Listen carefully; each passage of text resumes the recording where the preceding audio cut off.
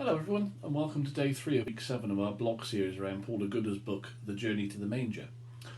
I wonder if, like me, you're familiar with the phrase, sometimes we get the leaders we deserve. Well, quite what the local population around Judea had done to deserve Herod as emperor is open to doubt. Power corrupts is another phrase that people use for this rather insecure, obsessive despot who clung vainly to the vestige of his power by whatever ruthless means he could employ, even down to the murders of his wife and various of his relatives. Herod was of mixed ancestry, both Jewish and Arabic, and those for whom ancestral purity was essential in those days felt Herod really wasn't Jewish enough. He was not of the Davidian or Maccabean line of ancestry. Indeed, as far as they were concerned, he had no real claim on power at all.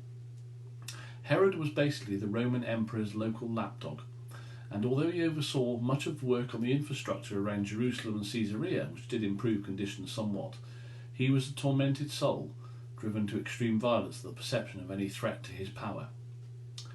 Herod's insecurity reached new heights and indeed depths when he heard of the birth of the long-awaited, real King of the Jews, Jesus.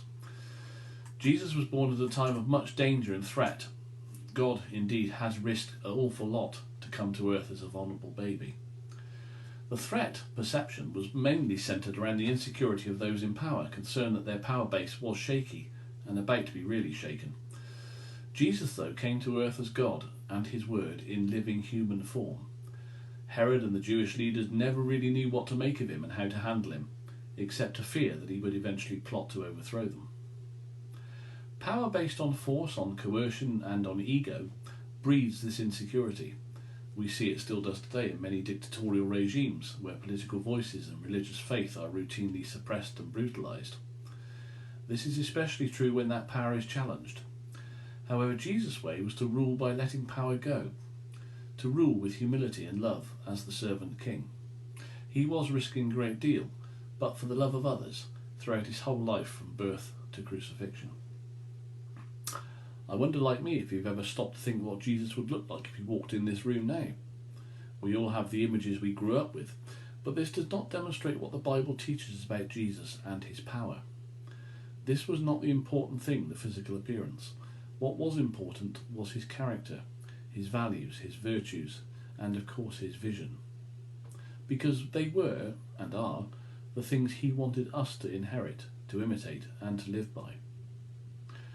Jesus' character was and is one of power and strength, but based on love and service. When Jesus presented himself to be baptised by John, something actually quite profound happens. John himself had baptised many people, many powerful people, and had also faced his own struggles and opposition without flinching or really taking a backward step.